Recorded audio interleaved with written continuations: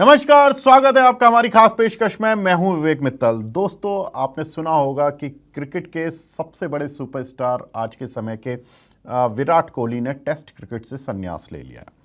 14 साल के test cricket के करियर को पूरा करने के बाद उन्होंने ये संन्यास की घोषणा की। फैंस के मन में दिल काफ़ी निराश रहे होंगे और हैं भी। 123 टेस्ट मैच खेले विराट कोहली ने और 9,230 रन बनाए और काफ़ी शानदार क्रिकेट का सफ़र रहा उनका। और उसमें 30 शतक भी शामिल हैं, तो शतकवीर भी काफ़ी बड़े रहे हैं। तेंदुलकर के बाद उन्हीं को कहा जाता है कि भारतीय क्रिकेट में कि सबसे बेहतरीन बैट्समैनों में से वो एक रहे हैं। और अगर हम देखें तो किंग कोहली के नाम से उनका नाम फेमस रहा है। लेकिन दोस्तों, जब एक इतने बड़े ब्रांड रिटायरमेंट की घोषणा करते हैं तो उनका ब्रांड तो जो होता है एज एन क्रिकेटर, लेकिन उनके साथ साथ कुछ ब्रांड भी एसोसिएटेड होते हैं, उन पर भी काफ़ी कुछ इम्पैक्ट आता है। अगर हम देखें तो विराट कोहली और एमआरएफ का साथ भी कुछ इसी तरह का है। 2017 में विराट कोहली ने एमआरएफ का स्टिकर अपने बैट पर लगाया था और एमआरएफ का स्टिकर लगाने वाले बहुत कम बैट्समैन हैं। उनके बारे में बताएंगे कि कौन कौन से बैट्समैन रहे हैं।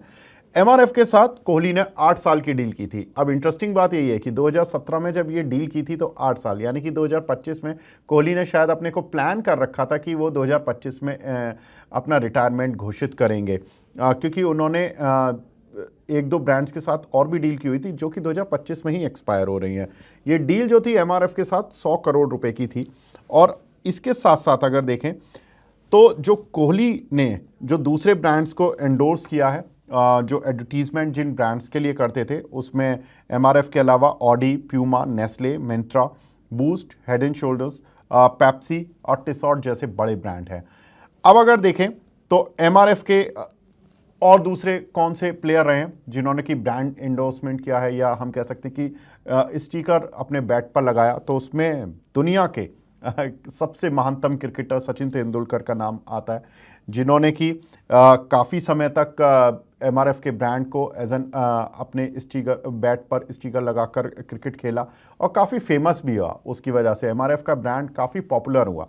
स्टीव और ब्रायन लारा जैसे भी बड़े क्रिकेटर थे जिन्होंने कि एमआरएफ का ब्रांड एज एन बैट पर अपने यूज़ किया था। लेकिन अब हमारे यहाँ के जो दो बड़े क्रिकेटर रहे, सचिन तेंदुलकर और विराट कोहली, दोनों ही एमआरएफ से एसोसिएटेड रहे। तो हमने सोचा कि चलो एमआरएफ टायर के शेयर का जरा लेखा जोखा देख ले कि किस ब्रांड के अंडर में कितनी ग्रोथ आई। सचिन तेंदुलकर ने 1996 में जब एमआरएफ का स्टिकर अपने बैट पर लगाया था तो उस समय एमआरएफ का शेयर चल रहा था दोस्तों 1800 रुपये। और 2009 में जब सचिन तेंदुलकर ने एमआरएफ के साथ अपना टाई अप पूरा किया तो उस समय पर एमआरएफ के शेयर का प्राइस चला था 6045। तो करीब करीब हम कह सकते हैं कि 3.5 गुना ये शेयर बढ़ता हुआ दिखाई दिया।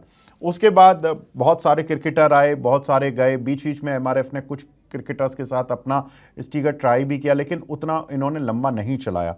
लेकिन उसके बाद अगर हम बोले तो विराट कोहली आए जिन्होंने कि 2017 में एमआरएफ को जगह दी अपने बल्ले पर, और उसके बाद 2017 में 49,000 रुपये पर यह शेयर चल रहा था। और जो इसकी थर्सडे की क्लोजिंग थी एमआरएफ टायर के शेयर की, वो थी 1,39,925, लगभग 1,40,000 हम कह सकते हैं। तो और 49,000 पर ज्वाइन किया, तो अगर हम 50,000 भी मोटा मोटा पकड़ ले तो 50,000 का शेयर 1,40,000 तक पहुंच गया। तो करीब करीब हम कह सकते हैं कि एमआरएफ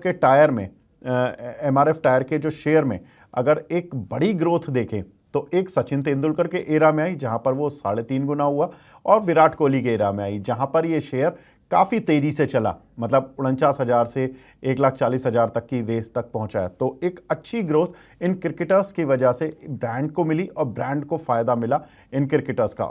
और ब्रांड ने भी ऐसा नहीं, इनको एक अच्छा हैंडसम अमाउंट पे किया उस ज़माने के हिसाब से। सचिन तेंदुलकर को भी एक अच्छा अमाउंट मिला था और विराट कोहली को भी अच्छा अमाउंट मिला। तो इस फिलहाल खास पेशकश को यहीं पे विराम देते हैं। और जो लगता है कि आपको अगर ये वीडियो पसंद आई हो और कुछ आप स्पेशल कमेंट देना चाहें, क्योंकि हमारा भारत जो है वो क्रिकेट प्रेमियों का देश है, तो काफ़ी कुछ जानकारियाँ आप भी हमारे साथ साझा कर सकते हैं। तो आप अपनी जानकारियाँ ज़रूर कमेंट सेक्शन में लिखें। धन्यवाद, नमस्कार।